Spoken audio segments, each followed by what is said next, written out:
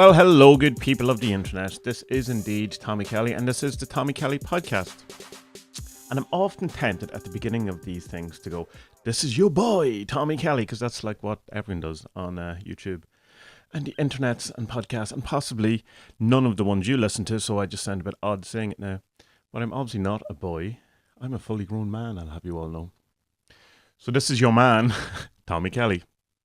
In Ireland, we have an expression that if you don't know the name of someone, and it's a male, you would say your man. So the female version of it is your one. So it's, there's some Irish facts for you, just to brighten up your day. In this episode of the podcast, I want to talk a bit about the thing that I've been most passionate about in the last couple of months. And if you've been following me on any of the social... I was going to say of any of the social welfares. If you've been following me on the social welfares, good for you. Any of the social medias. The thing that I've been crazy about the last couple of months, basically since I got my camera in the end of June last year, is photography. And so that's what I want this podcast to be about. It's the magic of photography. So let's get into that.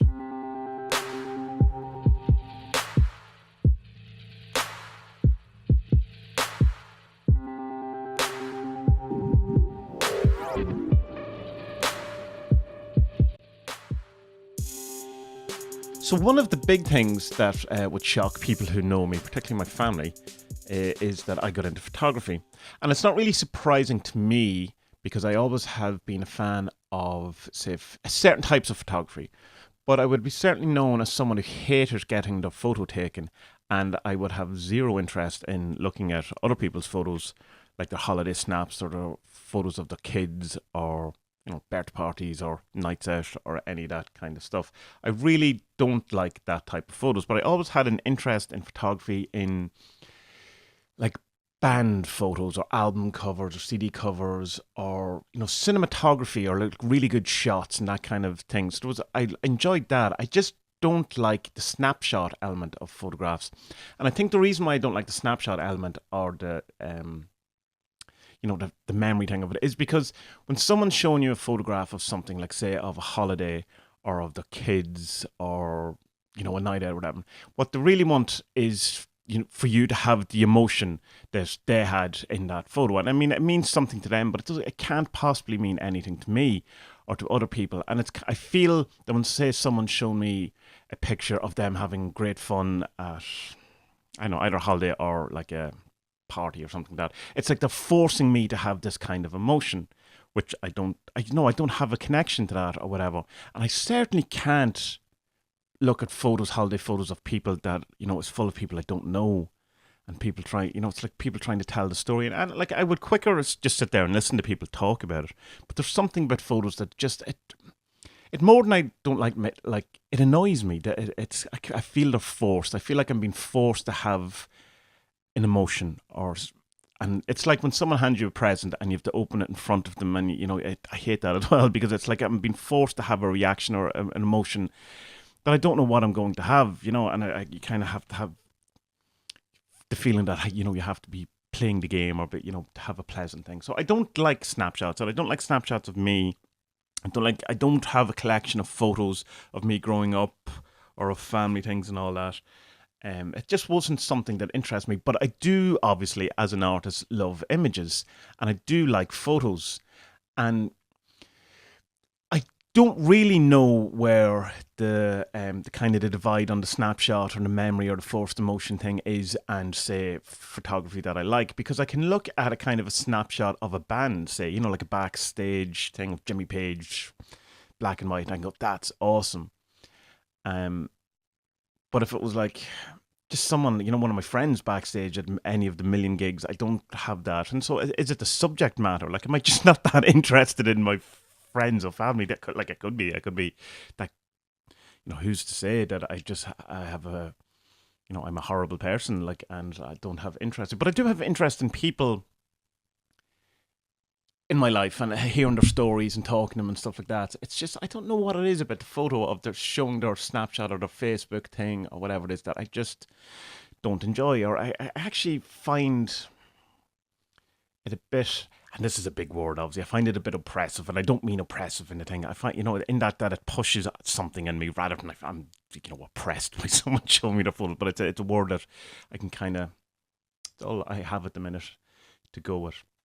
But anyway, all that aside, I did get a camera well, Vanessa paid for most of it, and then my Patreons and patrons over on Patreon paid for the rest of it for my 40th birthday. And my 40th birthday was in July, but I actually got it at the end of June.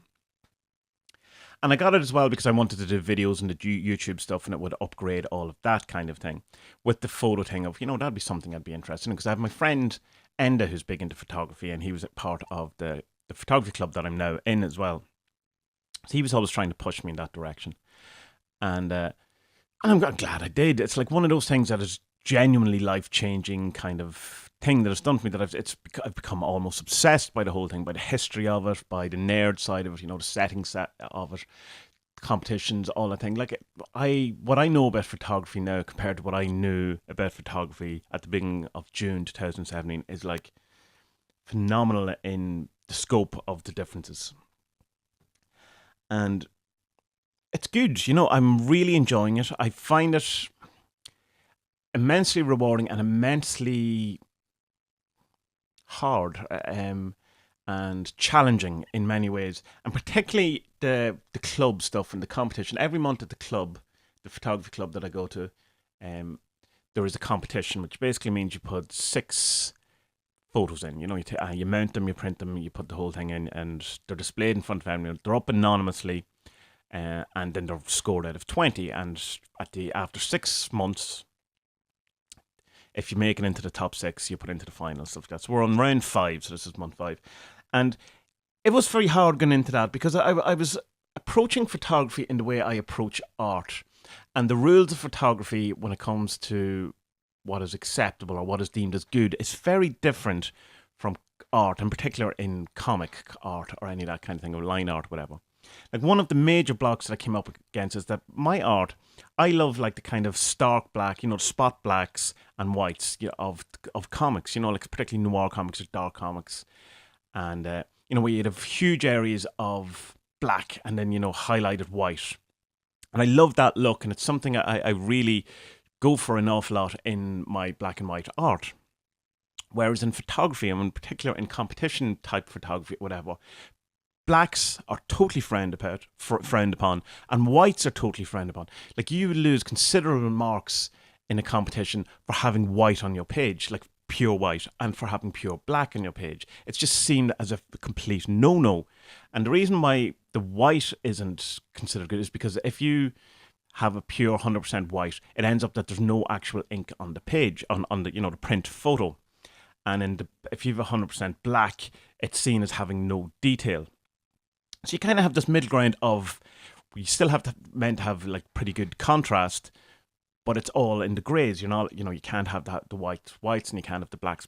And it was such a different and such a shock to me about photography, is that because, like, one of the major things in comics is getting your blacks as black as possible, and leaving enough whites, and for that kind of thing. And like, I've had long conversations and many forum posts and all that things about the best settings for the darkest dark black and all that. And then when it comes to photography, it's like all of that has to go out the door. And other things as well that is very different from art is like there's a big huge thing of sharpening in photography that you just don't have in art, because with line art you're never going to sharpen line art because it looks terrible. You want it to be as crisp as possible rather than as sharp as possible. And sharp kind of makes it a bit like, when a photo has been sharpened, and it does work. If you sharpen someone's eyes in a photo, it does make them pop, whatever. If you did the equivalent with line art, it would just look weird. It would look wrong. It would look the whole thing. So there's that element of it as well. And I think, like, coupled with that, there is an awful lot of thing with photography, particularly, as I say, in these competitions, that they look for a lot of things like rule of thirds, which is basically if you have a photo and you put 2 lines coming down and 2 lines going across, so that you've split the entire photo into 9 panels or 9 sections. And where these lines cross are considered the most interesting or pleasing for the eye. If you stick someone's head in one of them, or a building or something, that's considered really good composition. And that's all well and good if you like that. And I'm not particularly gone on rule of thirds type of composition. It works sometimes, obviously, but it's like it's called a rule of thirds, but it's not a rule. You don't have to do this. But again, it's something that the competition people look for, like to see more than anything, to the sense of that. Someone said to me, actually, it was the guy who's the main guy at the club at the minute, and he says, what you're really doing when you're putting something into a competition is trying your best not to give them something to give out about or to mark you down. So it's more about not fucking up than it is about being creative. And an awful lot of things about photography in competition seems to me, from this beginner's point of view, like I am going to obviously change my mind about this as the years go on and I get more into photography. But from this kind of 6-7 months in, there seems to be an awful lot of these rules are stifling of creativity rather than encouraging creativity. That there's so many things that you have to be aware of and not do, rather than just have free flow. Which in art and in comics in particular, you can do whatever you want. Now there is rules in comics that I dislike as well. In the comic kind of like certain angles that are pushed, these hyper wide angle things, where you'll have people's hands really close to you, or you'll have angles from down below, like people's ankles looking up, and all these weird comic specific angles that people in comics seem to like. And I even, as a comic reader, I hate them. It's the first thing that I see when I see someone using one of those angles. It's the comic angle, and it just pulls me out of the story completely because I see technique, I see rather than getting into the story. So I'm not saying comics is the most perfect thing in the world. Of course not. Like there's lots of rules and stuff in that again could be seen as stifling. But I personally didn't find them as stifling as I do in photography. Now, if I had started photography and went to comics, I would probably feel that photography is much more creative and comics has more rules. But that's the way it is. But I came to the conclusion recently why I think there's an awful lot more rules in photography. Again, I'll have to clarify. I mean, in competition photography, competition level photography. And I think the reason is, and this probably isn't, this doesn't look well in a sense for photography over other art, is that you need all these rules and all these things in photography because photography left on its own is really, really easy. And like, you can pick up a camera and walk down the street and take a photo, having never picked up a camera before, I have a rough idea, and put your camera on auto and go down the street and take a photo of something. And there is a chance that someone on the first outing could have a masterpiece of a photo. Like, it's not a huge chance, but there is a chance. There's a chance that you could accidentally take an amazing photo. Whereas in other bits of art, there's no one accidentally making an amazing sculpture after just picking it up. There's no one accidentally writing a symphony, an amazing symphony. There's no one accidentally painting the Mona Lisa or something like that. But there is this thing in photography, because it's so mechanical, so it's technical, and cameras, especially now, have become so advanced that the auto or the P modes, whatever, or get you really good settings and stuff like that, so that someone could literally buy a camera and 5 minutes later have an amazing photo and things like that. So I think in a sense these rules are brought in so that you can excel in photography using these rules, and it's not to try and weed out that accidental kind of photographer, which I understand, but it kind of in one sense then becomes a bit of a sport rather than art. But I do understand why it is. So you have to have things like, oh well, the blacks can't be black, whites can't be white. I understand whites can't be white because it loses out the detail of the thing, but sometimes it is white. And the thing that I found about whites being white, I have some expensive photography books where on portraits or things, there is no ink in the page in the white, where it is burnt out. And these are very famous publishers, and these are very famous photographers, award-winning, mega famous, all that kind of thing. And if that was in the competition that we have, the monthly competition, wouldn't do well because of these things. Shutter shake or camera shake, or like motion blur, or all these kind of things that would get marked down, that famous people seem to get away with. And not even that they get away with it, I think it looks okay. It looks good in some places. So there's that kind of thing I find very hard in my approach to photography. But it's also that's because I've decided to do these competitions.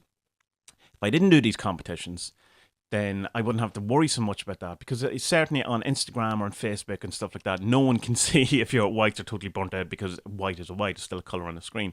They won't be bending it forward in the light to see if there's actually ink on your screen or not. But the upside of these competitions is one, it gives you something to aim towards each month, where you have to get your photos together and you have to, take on board what was said last month to you, and and improve and all that kind of thing. And I have massively improved because of these competitions, within these rules, within these guidelines, within these things. And if I hadn't done these competitions, I don't think I would have got as quickly to the level I am at photography.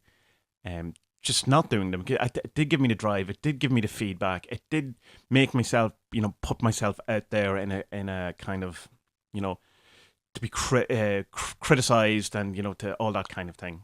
And awesome.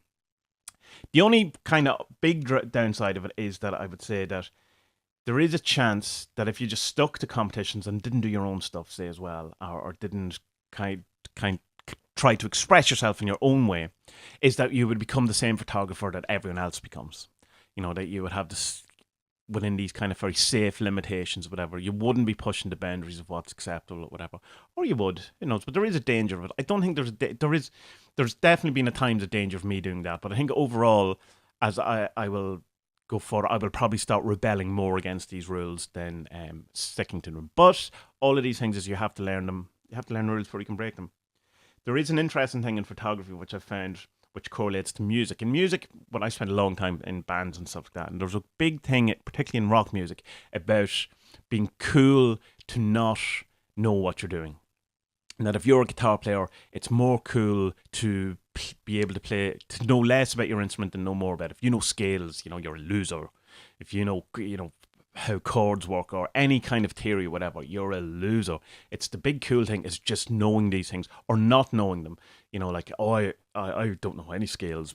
It's like it's odd. It's the only kind of expertise where people are proud of not being experts, in a sense, that I'm aware of. Like that the heroes are the people who don't champion, they're not technically brilliant, if you want, but because I suppose music is as much about emotion as it is about anything.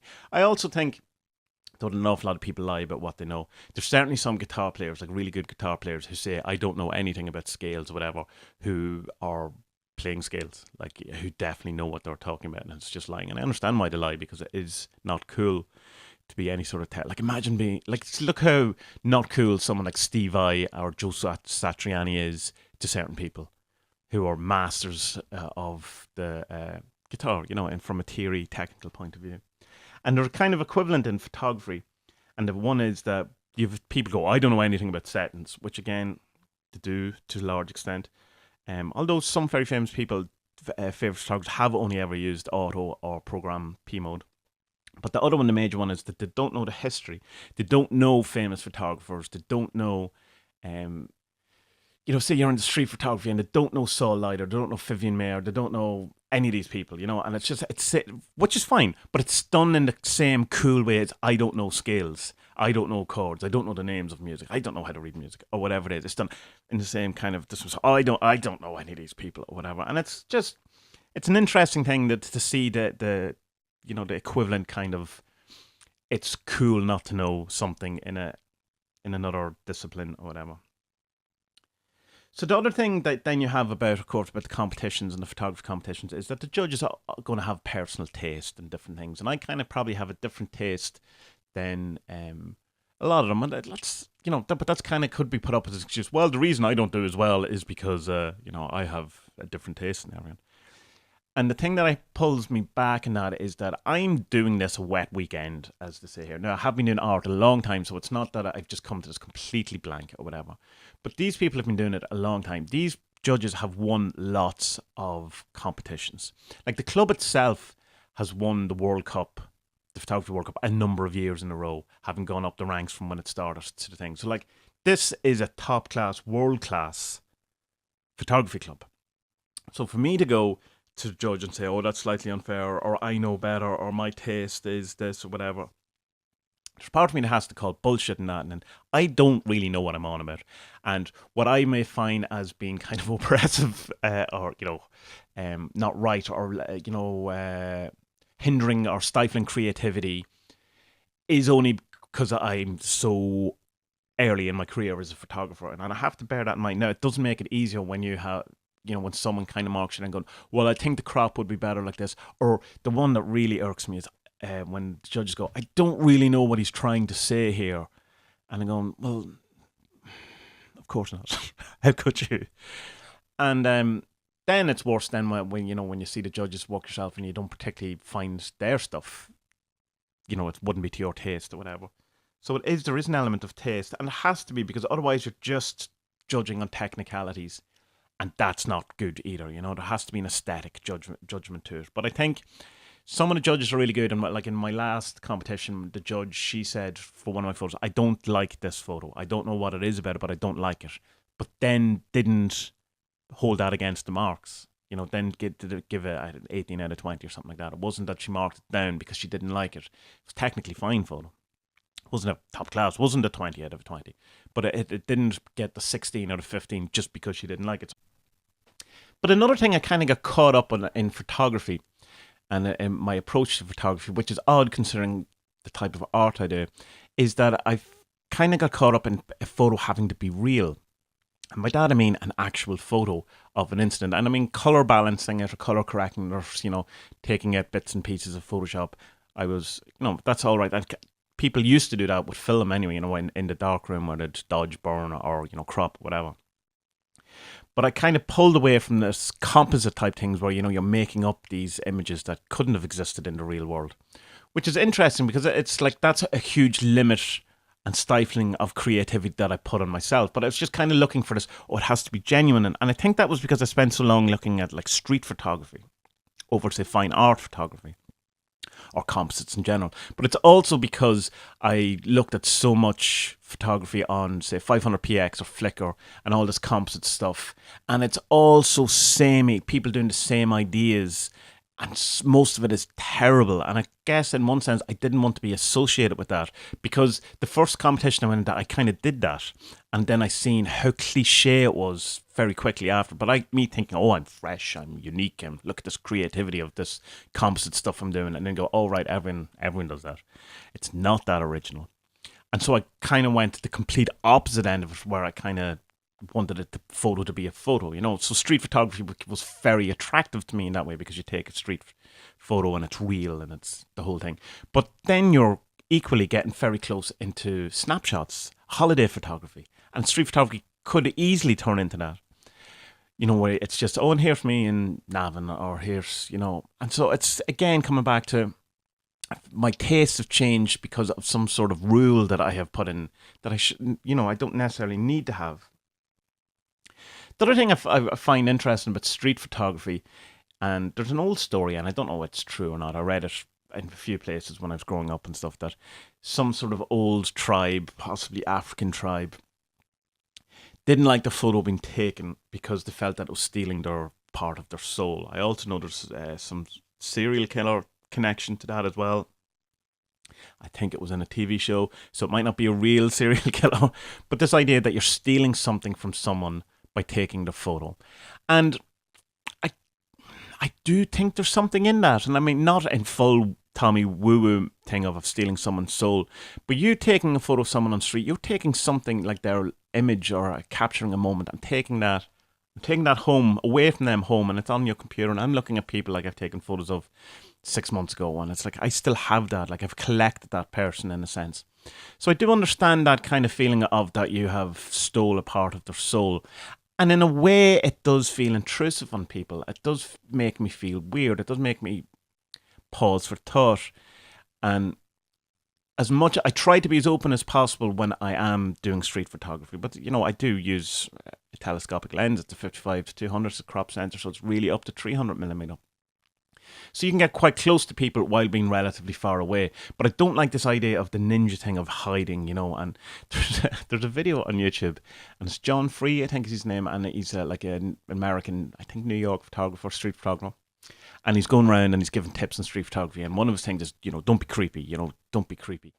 And literally 5 minutes later in the video, it's him being the most creepiest person on the street taking photos, where he's, very quickly putting the camera up to his eyes, stealing the photo, or, walking around, being creepy around people, kind of almost stalking them in place, whatever. And I was going like, well, if he doesn't think that's being creepy, what is being creepy, or whatever? So I don't like that. I don't like that element. I try to be quite open about it. And if someone has an issue, and no one has had an issue, really, like there's been a couple of things where people were kind of annoyed that I took the photo, but you just go, just trying to learn how to be a photographer. I'm not doing anything. Or other people, there was one guy who was, me and a friend of mine were taking photos, and he on the street, and he was, I hope you're not going to print them, or this kind of thing. Legally, you're allowed to take photos of anything in public place. There is some sort of issue when it comes to publishing them, where you might need a model release, but I can't understand how that's true because of paparazzi. Like, if you need a model release to take a photo of someone on the street, how is all the, the papers got this paparazzi basically exploitative street photography of famous people on the front covers, and they've published it. But yet, the scene can be some sort of issue if you put a picture of someone up on Facebook. I think that just the law is too hazy on the whole thing. But by what I can gather, you can take any image you want when you're on public property, including looking into private property if that can be seen from public property. Within reason, you can't climb a tree or put up a ladder and look over someone's wall or something like that, I think. Although you have seen paparazzi shots like that. So anyway, yeah, there was so the street photography thing I enjoy, and just that coming back to that, trying not to limit myself needlessly, like, and kind of be okay with what making composites images or doing something, because otherwise I'm probably in danger of just not being the unique kind of photographer or artist that I can be, because I'll be holding myself back by these self-imposed rules that there's absolutely no need for. At the same time, if you can get a photo that's, just, as I say, straight out of the camera, great, and that's fantastic, whatever. But all of these things, I think, are just learning curves and things, and I don't, like, people keep asking me, what type of photography are you into? What is your thing, whatever, and I'm going, I don't know yet. I haven't decided yet. I don't know what I'm attracted to fully. Like this, at the minute, I'm really into street photography.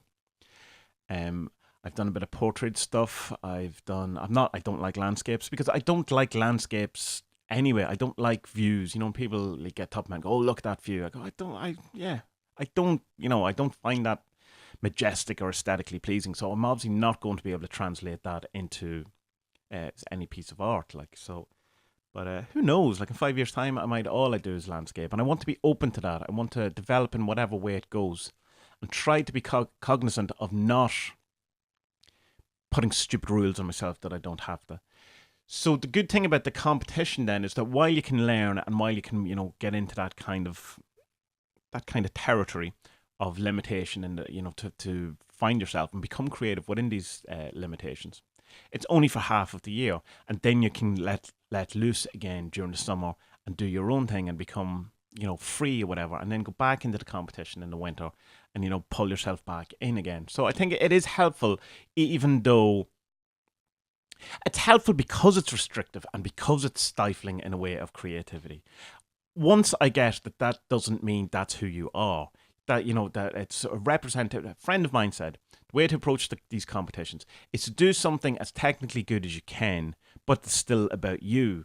Because we're having this debate about what's the point of, because we didn't want to be putting in images that we thought would just please the judges, that had nothing to do with us. That was just like, well, here's a portrait. They like portraits.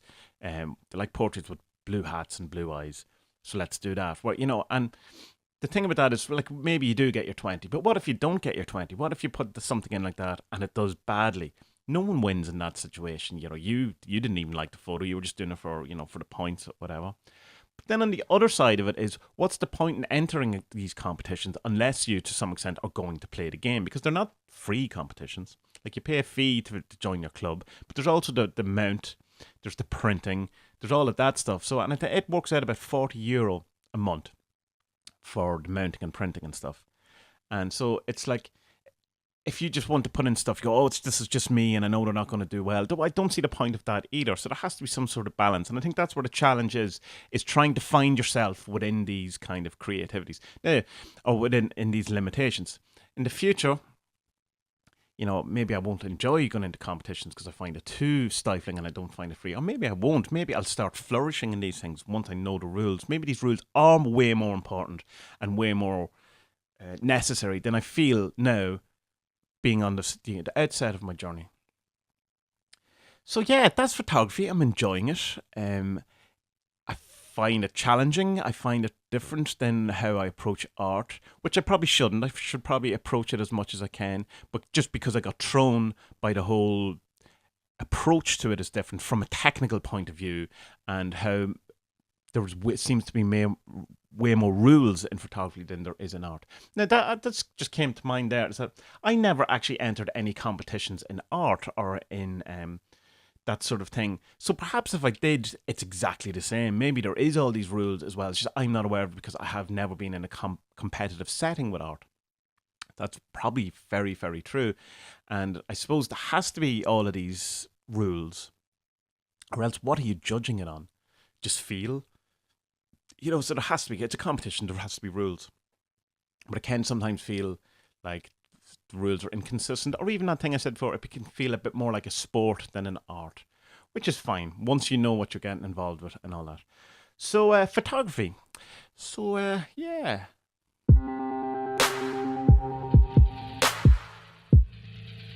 So that was the Tommy Kelly podcast. It was a bit different this time. I mean, the Adventures in Woo Woo page itself, title or the tag underneath it is Chaos, Magic and Art, and I suspect I should probably talk a bit more about art, or change the tagline. And I don't want to change the tagline because I am Chaos, Magic and Art. That is what, that's where I my approach to all of this is. That's the two sort of facets of who I am, the spirituality and the creativity. And I think it's important in that balance. So I'm going to probably be adding more art and more creativity and that kind of thing to the podcast, to the website, to all of the places. And speaking of which, the website is adventuresinwoowoo.com, and you can go there and you can find out everything you could possibly ever want about me, to a certain extent. Not everything. I mean, there's very actually little about me probably in there, but I have a host of blogs all about kind of chaos magic, the occult, personal development, self-help, that kind of thing. Definitely comes from a chaos magic point of view. Also in there you can find the 40 Servants, which is a divination deck and a magic deck that uses servitors that I released in November 2016, and it's become quite popular. So if that's something that sounds like you might be interested, go check that out. It's on the website as well, or just go to the40servants.com. There's also a YouTube channel, there is the podcast, there is an Instagram, there is 500px, there's Flickr, there's Facebook, there's Twitter. All of those things is all there. There's a Magic primer if you don't know what magic is and what my approach is to it. There's a whole series of, that will introduce you to all that. And loads of stuff. So, good people of the internet, may your creativity be less restricted and stifled by rules, unless there's something you need to ultimately be more creative. And have a wonderful, wonderful week. And may all of your coffee cups be always full of the nicest coffee ever. And may you get a fantastic hug from someone that warms your heart. Have a great week and be well.